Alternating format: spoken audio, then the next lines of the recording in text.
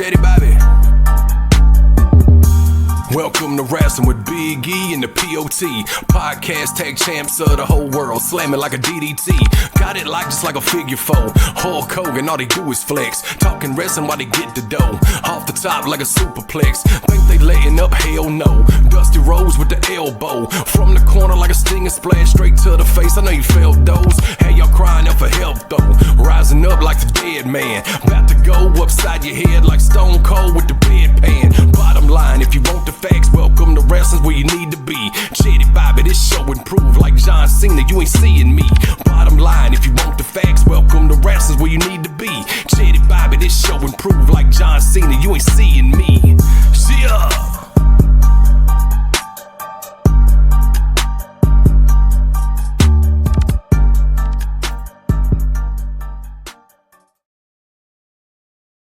The Wrasslin boys, and we're here to bring you another episode of Welcome to Wrasslin. What's going on, bro? What do you say, brother? Hey man, change the scenery down here, bro. It just had to step away for a minute, dog. Hey, I ain't mad at you about that. We got us a big one today. Got a young lady, All-American at Kennesaw State University. She's already signed a 3-year deal with the WWE. Callie Terza is with us today. Callie. Hi. Hey, how you doing? I'm good. How are you guys? Good. Welcome to Wrasslin. Fantastic. I'm so excited. Absolutely. Well, listen, we're so excited to have you on, man. Me and you talked a couple of times, and I'm just excited to hear your story. We had such a great conversation the first time. We had to stop talking. I was like, well, let's just save it for the show. Yeah. Because we were just having such a great conversation. But why don't you just give us a quick rundown of where you're from, where you grew up at, what high school you went to, and then we'll go from there. Yeah. So I was actually born at Keystone Hospital in Kennesaw, Georgia, and grew up in Woodstock, Georgia, which is where I went to school, Etowah High School, Etowah. I'm at Kennesaw State University now, where I'm doing my master's degree in cybersecurity. I've been on the track team there for 4 years. I'm now in my 5th year of college eligibility, and I'm just super excited to do my last year here. And yeah. Nice. That's awesome. So you've already graduated, but you're doing your master's. Is it a little bit easier? Is it less courses and stuff, or is it just still pounding the books and? Yeah, so I did my undergrad with a degree in criminal justice, and then I did my minor in cybersecurity. And so whenever I was deciding on a master's, I was like, I'm already going to be in college for track, and they obviously had me on a scholarship. And so I was like, I can get my master's for free and just get it done in the 1 year while I'm here. And so it's been really, really not easy, but the workload's way less. So it's only 2 classes instead of 5, but they're all harder classes. But I've been really good with like my time management and making sure I stay on top of my stuff. So I've been enjoying it, but I think it's going to set me up for whenever I'm kind of done with my athletic career. Okay. Absolutely. Now you do the hammer throw. Yes. The hammer throw. Okay. And you've broken the record at your school 18 times. Yes. So you broke the first record and then broke your own record 17 times. Yeah. Okay. Well, that's awesome. I tell you what, we want to give, I took a couple of things from your TikTok, and we just want to give the people just a quick look at what you're talking about real quick. So this is Callie right here tossing that thing. That technique. Wow.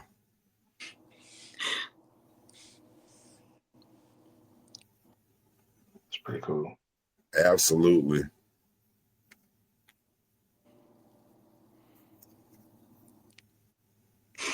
Kennesaw State.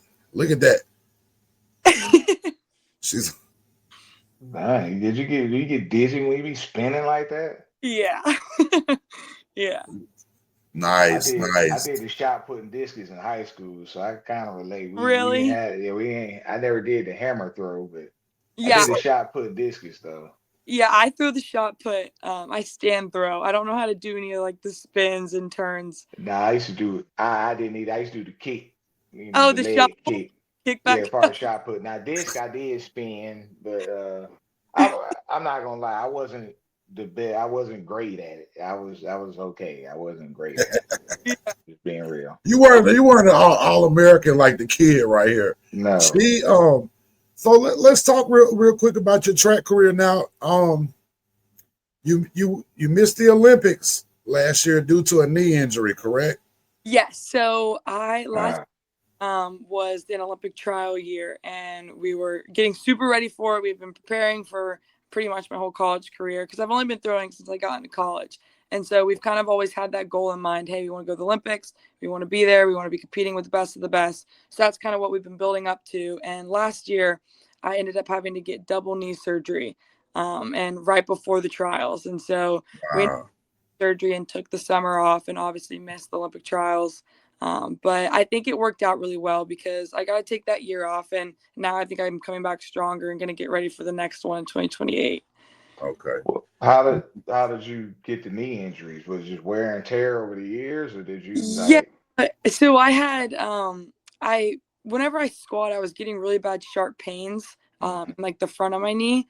And I had gotten MRI and MRI and MRIs, and they couldn't really figure out what it was until one of my MRIs actually showed that there's a thing called your Hoffa's pad, and it sits like right in between the cartilage of your knees. And mine Right. was getting super inflamed. And so it was actually getting caught in between my cartilage whenever I would bend down. So it ended up like ripping and just Oh. absolutely like shredded. And so it was no use for it there anymore because it wasn't protecting anything. So they ended up taking it out, which helps with the pain. But now I don't have anything protecting the cartilage. So now it's just like bone on bone rubbing. And so I'm probably going to have to get knee replacement, especially after I go slam girls for years. It's Well, that's what we're really here to talk about, and that's wrestling. I think it's amazing. Like I say, you've already been an All American. You've broken the record 18 times. I mean, so clearly you've mastered the part of getting better and training.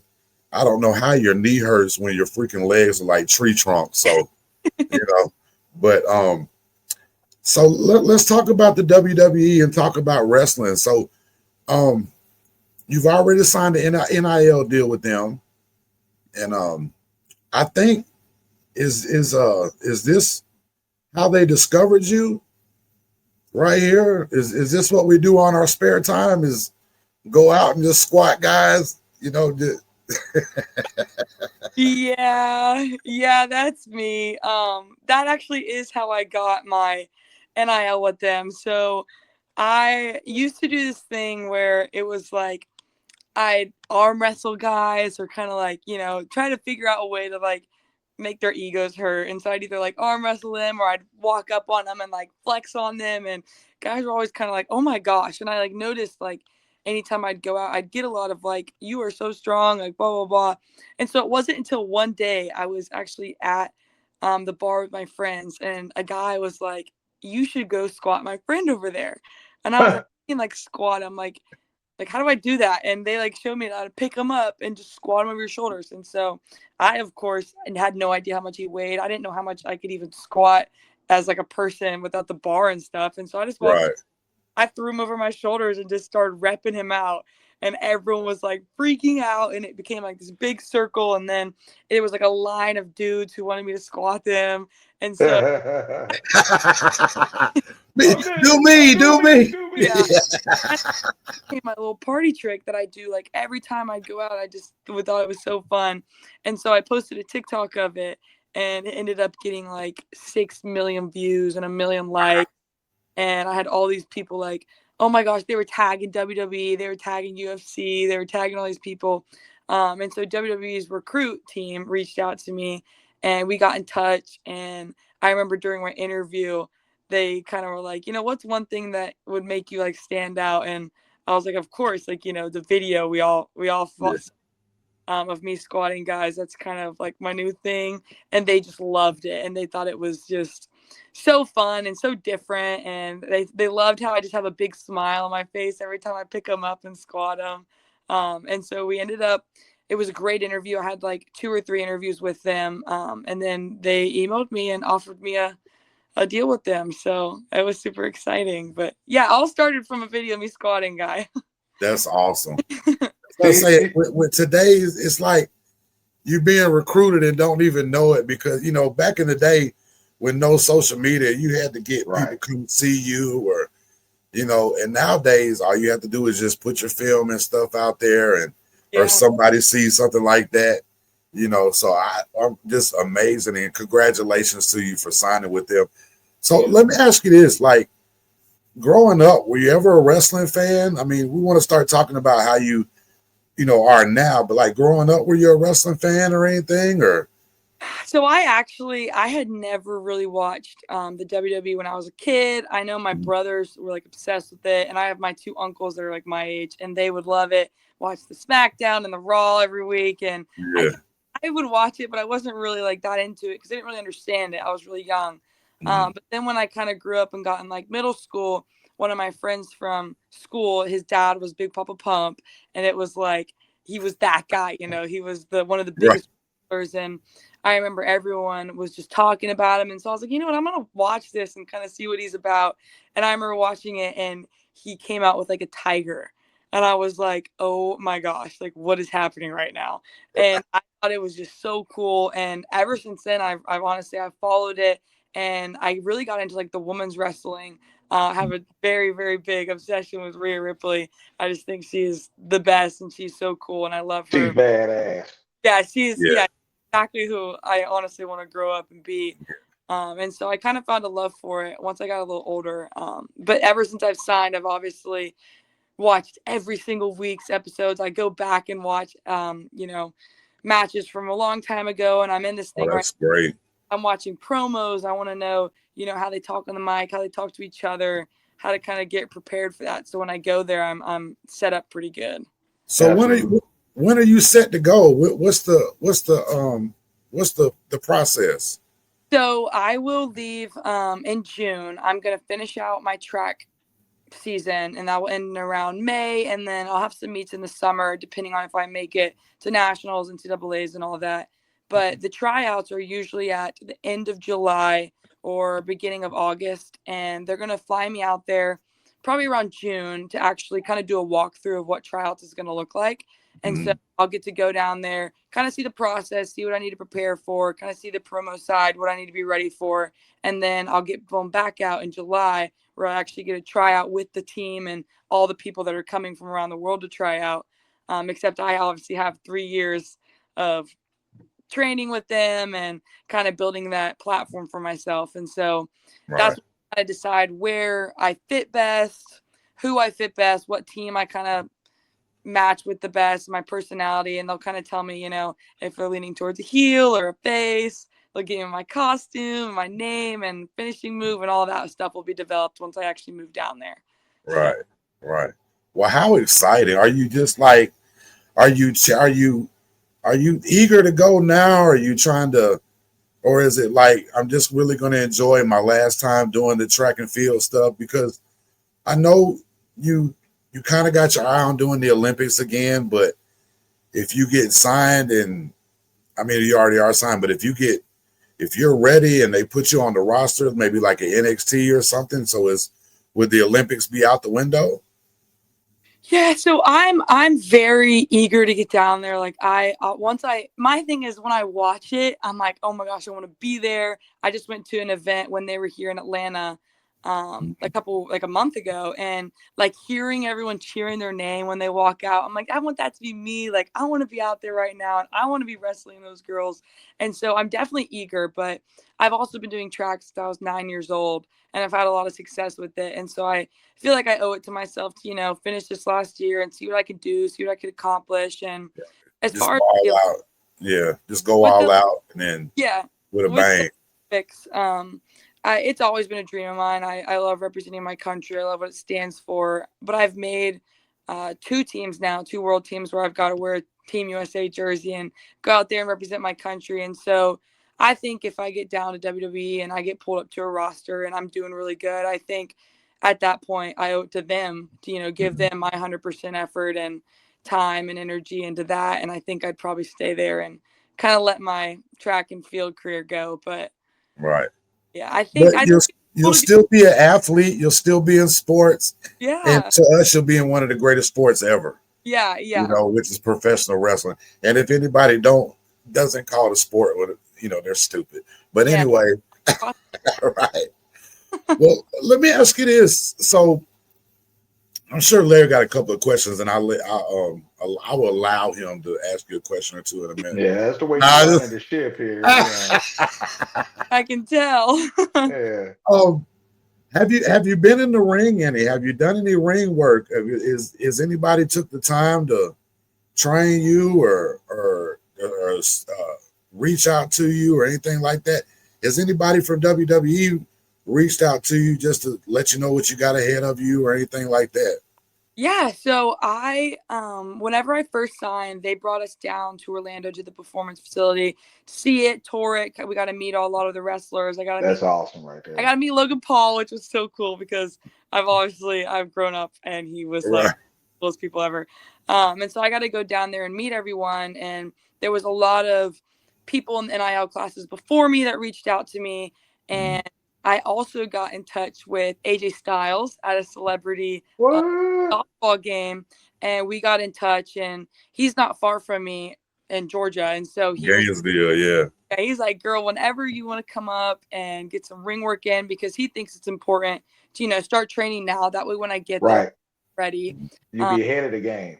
Yeah, right. He's amazing, and he has taken time out to work with me, and I think he's going to continue to work with me until I get there. And then I'm like 15 minutes away from Big Papa Pump, Scott Steiner, and so I think we're also going to do some ring work and get kind of prepared because his son's also in the NIL class and going down. Right. The one that now his name is Brian or Brock. Yeah. He went at Jacksonville State. Yeah. And so we'll actually be going down on the same timeline because we both came out of high school the same year and then we both redshirted. So we're both in our 5th year, and so we'll be both going and trying out. Well, how cool is that? Yeah.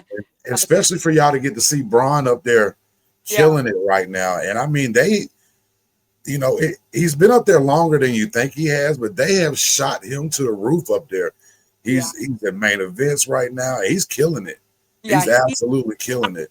He was going to do good because, again, I've known him for a while, and he's one of those people that whatever he wants, he's going to go get it, and he's going to do whatever he has to do to get it. And he is just phenomenal in WWE, and I knew he would, but it's been amazing to see that success from him. So that's amazing. I mean, we first of all, the Steiner brothers are our favorite tag team of all time. I mean, we've been watching them since we were kids. Yeah.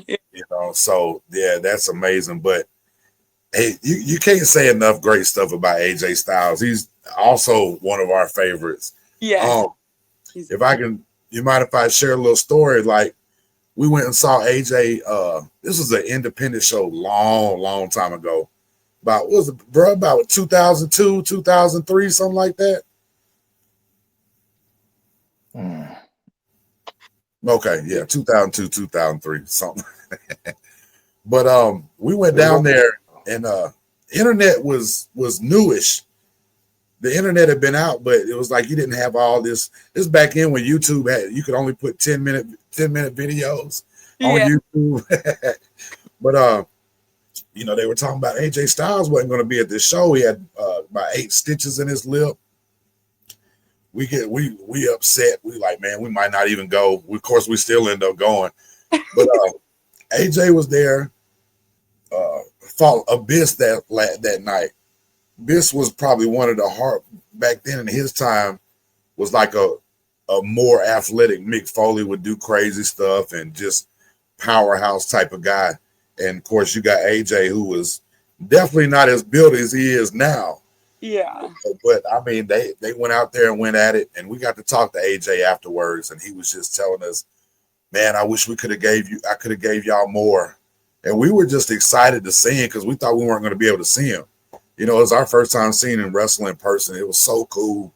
and he was so down to earth and everything. So he was already our favorite, but after that night, been one of our favorites since then. So yeah, he is that's such an amazing story, and I think that sums up exactly who he is, because he's one of those people again that gives his all and everything he does as well, and he's just one of the most genuine people and so willing to help, and he's so humble with everything he's accomplished, and it's amazing. Again, I met him at a celebrity softball team, and he just took me right under his wing. He didn't know who I was. I walked up to him and I was all scared, and I was like, I'm Kelly and I'm an NIL athlete. And he literally sat down in the chair right across from me and just talked to me for like an hour about it, and then came up to me again after the event was over, and we exchanged phone numbers and we got in touch. And he has just been so helpful in that journey, and such a good person to look up to and have on your side, especially in the WWE world. So wow. He's phenomenal. Absolutely. Well, I mean, it says a lot for you, the people that you already have in your corner. I mean, I really think you're going to be ahead of the game, and you're going to be used to doing stuff that a lot of people aren't going to be used to doing when you get there.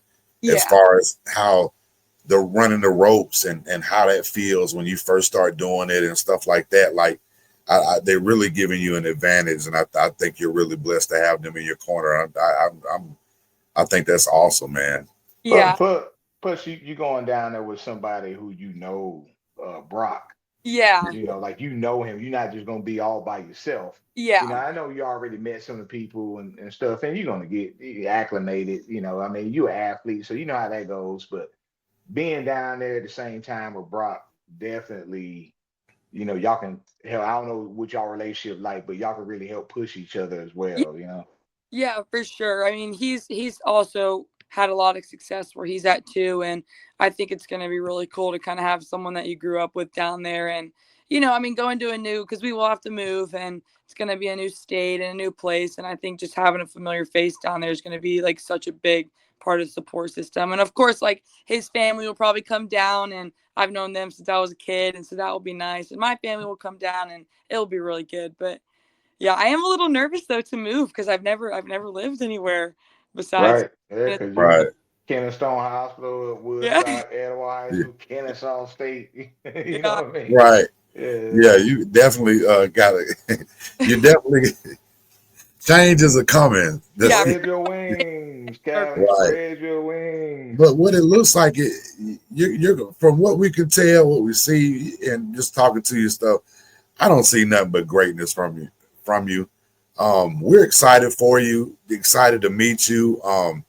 Me and you talked, and I said, I definitely don't want this to be the only time you come on here.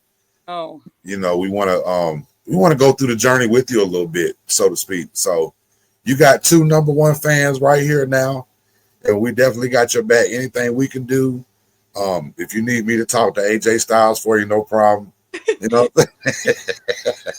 I actually have questions for you guys. Okay. Because you guys are big fans, right? Absolutely. Yeah. So just obviously I've been a watcher and stuff, but you guys have obviously been watching for way long and kind of watched WWE develop. What do you guys think is the best advice as a new woman going into the industry? What can I do and just kind of set myself up and get the fans to love me and get them on my side and kind of stand out from everyone else? Well, first ahead, of all, you had like the women's division never been this good. Like it's the perfect time because for years they went through a lot of different changes with the women's division. They went from the whole sex appeal and I mean back in the day with Moolah and those ladies, they wasn't. I'm just being real. They wasn't the most attractive, and they was like very rough. And then they went from, and I guess probably like the Attitude Era. They went to a lot of TNA, and a lot of those women wasn't really. I mean, some were, but a lot of them they were just something to look at. They did a lot of raunchy stuff like bra panty matches and mud wrestling and stuff, and that was kind of like little degrading, to be honest with you. And then it was like then you had like the Michelle McCool's, the Bellas, the AJ Lees, and Paige and those ladies, Trish, Lita, Mickey James, Victoria, Jackie, and I know I name a lot, Molly Holly, but they kind of helped bring it back. But with this women's revolution though, with the four horsewomen, you probably heard that term before. Yeah. Charlotte Flair, Sasha Banks, who's Mercedes Money in AEW now, Becky Lynch, Bayley, they kicked the door down. Yeah.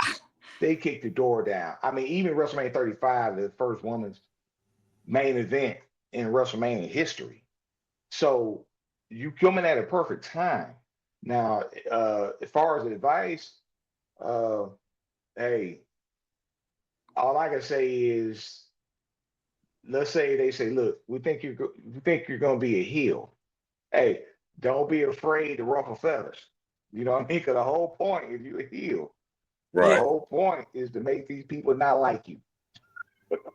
Yeah. I mean, and then eventually they will. It's weird. It's like, look at Dominic Mysterio. Mm-hmm.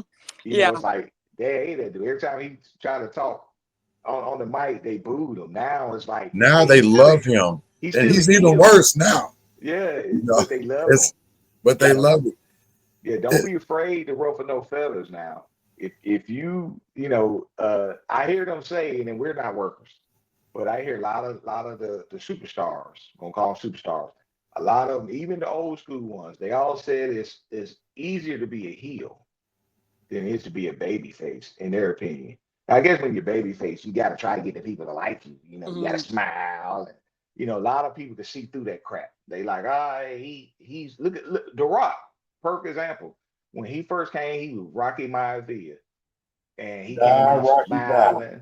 Yeah, he came out smiling, and he had the heritage. Grandfather Peter Maivia, Dad Rocky Johnson was a wrestler, and people saw right through that crap. They like, this is cheesy. Like, this guy, he's fake. And then they turn him into a heel, and that's when they figure out that he was great on the mic. But yes, he was great on the mic, but he wasn't afraid to ruffle the feathers. And once he ruffled them people's feathers, it just turned around. So that's only advice. Don't be afraid to ruffle feathers. If they gonna make you a heel, don't be afraid to ruffle feathers. Be nasty with it. Like, cause trust me, it's still a work at the end. Yeah. You know what I mean? There's still some people out there that's like, it's still real to me, damn it. But somebody like me, Evan and I, we're educated fans, and we've been loving this stuff for 40 plus years. So it's like, we understand the business. Yeah, we don't work, but we understand the business. We know it, but we like the heels that, like Triple H, for example, great heel. I don't know how much you looked at his old stuff, but man, on the mic, and even like when he working in the ring, like with the sledgehammer. One of my favorite moments with Triple H, him and Shawn Michaels, which you're gonna get to know very well. They was best friends or whatever. Shawn Michaels had a back injury, had to retire. Well, he came out of retirement, and they had a match, right? After the match, at SummerSlam. After the match, though, Shawn Michaels won. After the match, Triple H hit him in the back with a sledgehammer, and we thought that's the most god awful thing I ever seen in my life. Oh my gosh, I haven't seen that. Was that SummerSlam 02, Evan? 02, because it was a close to a 5-year layoff with HBK with his back injury. Didn't wrestle for almost 5 years, and they came back just to have that one match and ended up staying another 10 years. Oh, yeah, look that up. Yeah, you need to look that up, especially. Yeah. And that would be one thing that my advice would be a sponge. Yeah. Everything, do what you go down there, do what you're told. Don't think you're better than everybody when you get down there. And not saying that's what type of person you are, but go down there and be a sponge. Give everybody the respect that they deserve, because you're gonna find out. Like, you've already been in the ring already. You already know this ain't no easy job. It's not an easy job. And it takes a lot of finesse and a lot of work to make yourself and others look good out there. And that's what they're going to pay you a boatload of money to do one day, is to make you and whoever you're in the ring with look amazing. Yeah. And just listen, and don't be afraid to ask them stuff. Don't be afraid when they're filming the LFG and you see is that what it's called, LFG? Yeah. You see the Undertaker walking by, introduce yourself, shake his hand, and don't be scared to ask, and go down there smiling like you have been 98% of this show, and just show them how much you're happy to be there. And I just think you're going to do amazing. And like I said, you just got 2 brand new #1 fans. We with you. I think that's the respect part, and the learning part will take you so far. Yeah. Because once you get there, it's going to be some times where you're going to hate it. You're going to miss your family. Absolutely. You're going to miss your friends. You're going to be sore. Something's, it's going to be a lot of stuff going on. Just keep an open mind. But besides, you've been doing this like you say, you've been doing track and field for 9 years. It's been plenty of time. I mean, since you were 9, it's been plenty of times when you got to a track meet and you were not feeling it that day. Times you didn't want to go to practice. You got to push yourself, and it's just like that in life and in work and everything. And I just think you're really gonna fall in love with it once you get down there. Yeah, you know what I mean? I think I completely agree with that. I am definitely one of the most competitive people, and I want to be a superstar whatever I do. And if that's with track, I was like, I got to be the best, and I got to do whatever it takes to be the best. And if that's waking up 4 hours earlier than everyone else, and that's getting to practice first and stuff, I've kind of always been that person. And so I think going down there and being able to have that, but also, like you said, being a sponge and soaking up everything and learning, because I don't know, and there's a lot more to know, and knowledge. You've also got Hall of Famers at your fingertips that you've known for years, and you have probably, if you take HBK out of the question, the best in-ring performer ever as far as AJ, because he's up there as far as one of the best ever to do it. And you got them right there. Don't be scared to ask them everything, and ask them twice. Yeah. You know what I mean? So go ahead, bro. Keep in mind that it's still a work, right? You're performing. So now, because they're going to determine, especially when you get up, they're going to determine who goes over and who's gonna win, is gonna lose, right? So it's not about winning and losing. It's about the performance. Yeah. Right. So, and I'm sure they're gonna teach you all that, but try to keep that in mind too with your attitude. Yeah, you had that same dog in you where it's like you competitive, you want to be the best, but channel it into we gonna have the best match. Yeah. You know what I mean? Like they don't want to go on after us type mentality. Yeah. Right. Nobody, you want to be that when nobody wants to follow you, nobody wants to go after you. Because y'all went out there and killed it. And when you have that mindset of, if I do what I'm supposed to do, if I get my skill down to a level, I'll get all the success I need. Yeah. But if you and your opponent are not worried about who wins, who loses, but killing it and having the best match on the night, you ain't got nothing to worry about. Yeah, if they want me to lose, I want to be the best loser. I don't care what. Exactly. See that there you go. I mean, hopefully you won't have to be the best loser. I mean, we want championships and all that. Yeah. But it's still a part of the deal though. Like you want to. It's like when you're in that ring, it's like a dance partner. Yeah. Mm-hmm. And you want to put on the show. Right. Absolutely. And when you get there, you just make sure you tell them you're the first lady of the Welcome to Wrasslin podcast. And that's what. Well, you guys can be my first people I give some tickets to whenever I have my first show, because I really you guys have me on here, and you guys need to come and watch me because you guys have to follow it now. Absolutely. You don't have to worry about that. You don't got to twist our arm about that. Right.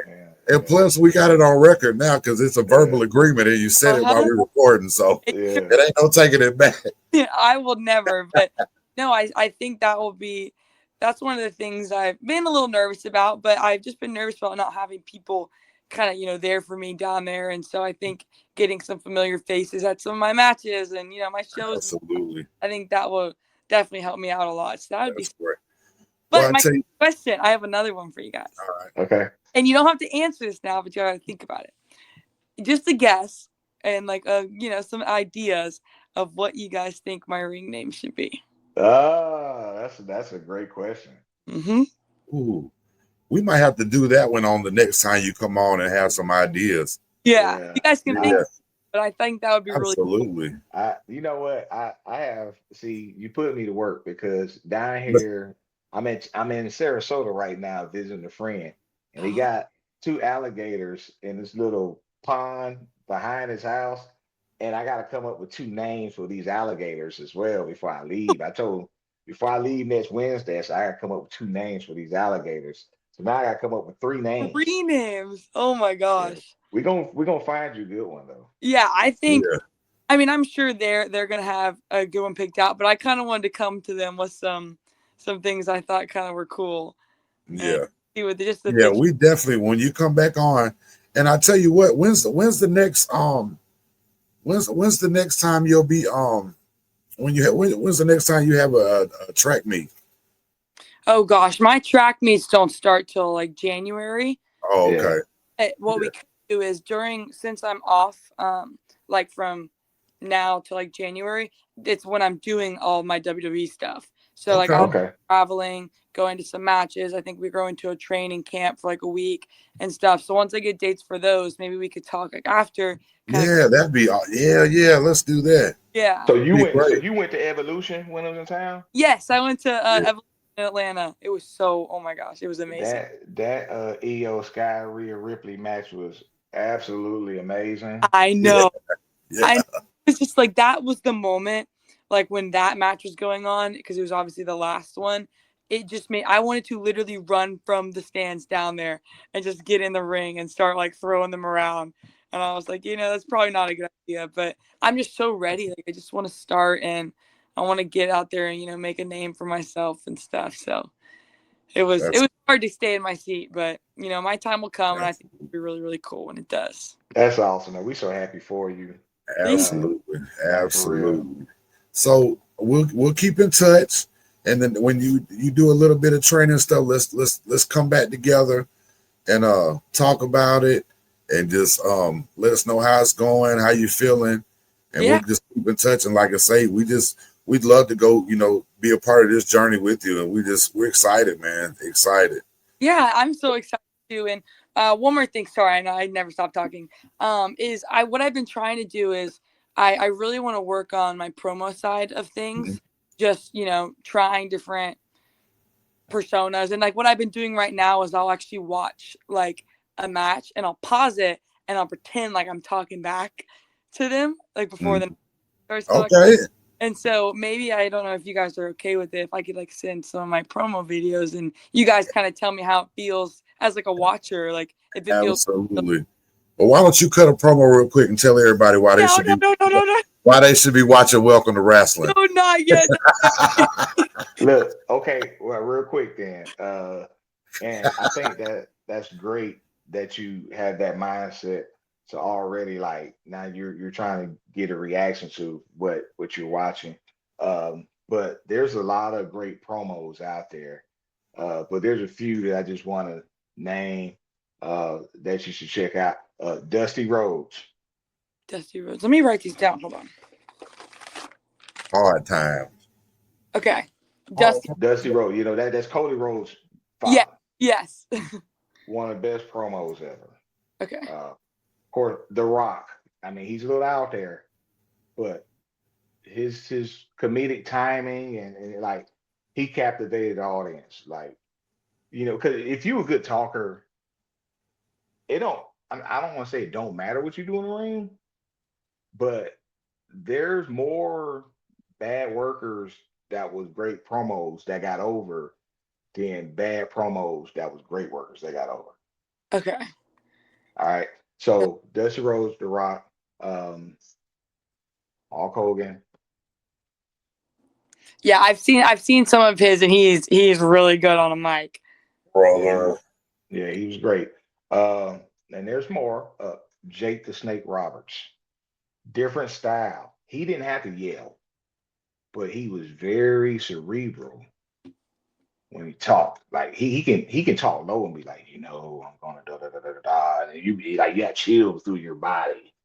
But he was mainly a heel character though. Mhm. And that's just there's a lot more than that. Okay. But yeah, I'm trying to think of some women though. So we kind of give you Yeah. With the women part is watching it now. Becky Lynch is doing her best stuff right now. Hey, yeah, you said She's killing it. AJ Lee's back. You got that. Bailey that's doing a whole different, is evolving into a totally different character.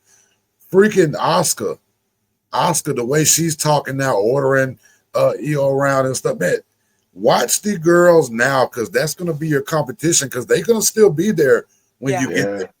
Especially those. And I think Rhea Ripley is a great one to look up to, because I have to say probably like the past 3 years or so, I think she's been my favorite. Yeah.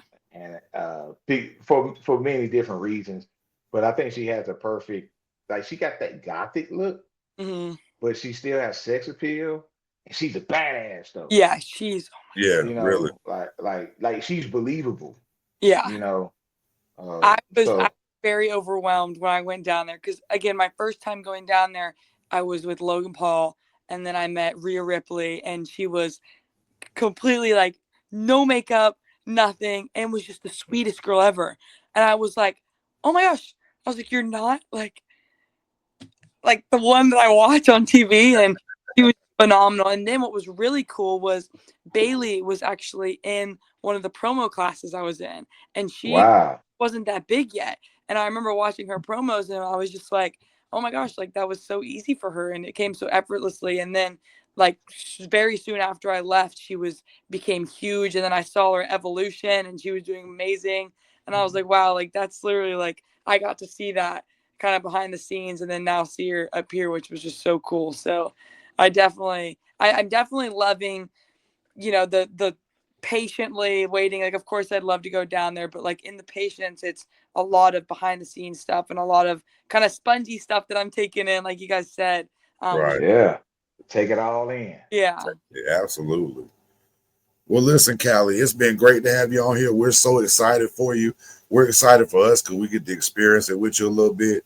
So, man, take care of your body, take care of yourself, and let everybody know you coming back to it, because it's welcome to wrestling. You coming back now. But like I said, you got two good #1 fans right here that's with you.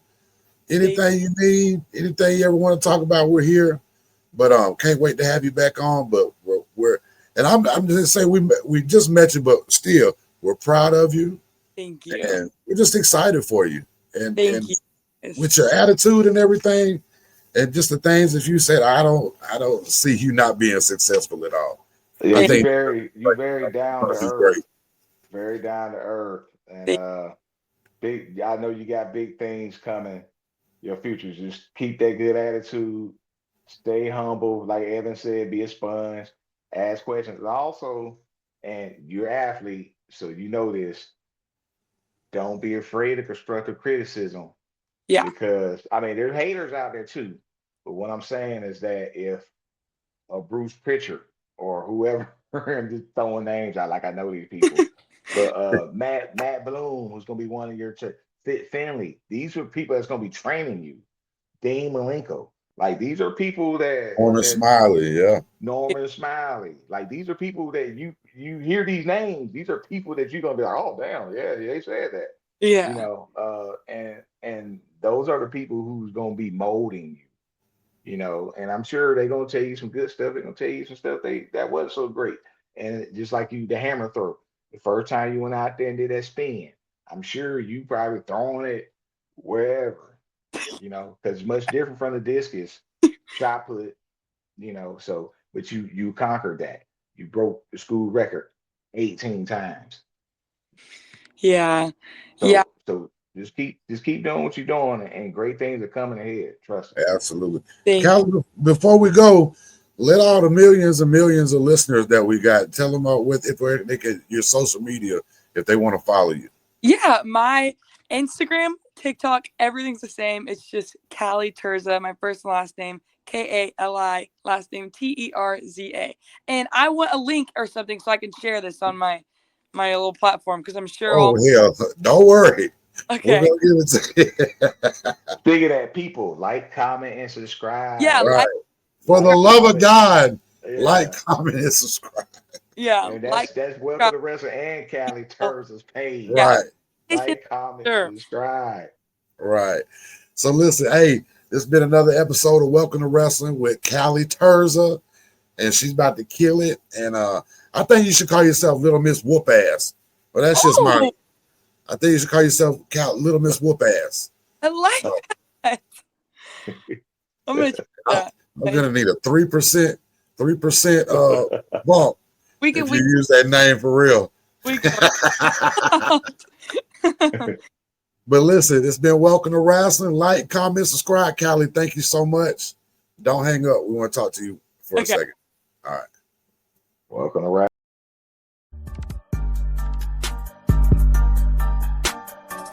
Welcome to Wrestling, Chetty Bobby.